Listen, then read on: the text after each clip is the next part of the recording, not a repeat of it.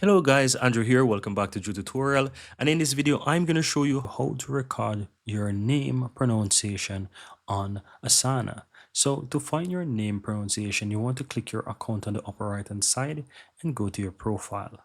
Then click edit profile. And here under profile, you will see the pronoun section. So you can type your name. So let's say I'm going to write my name as Drew or Andrew, let's put it like that.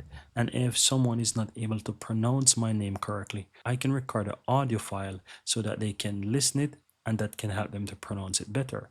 So to do that, you simply want to press where it says record audio clip and just simply click on that and it's going to start. It's going to allow you to record audio clip. So you're going to just say allow this time or allow while visiting this site and just go ahead and start it.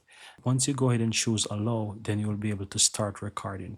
So if I say allow right here, it's gonna just allow it and I'm gonna just say whatever. Then when I'm done, I just click finish and it's gonna save that audio file, right? So as you can see, it's currently loading right there and that's gonna have the audio file saved here in my profile so that someone could easily go ahead and listen it to understand how to pronounce my name. And that's it guys, very easy and very simple.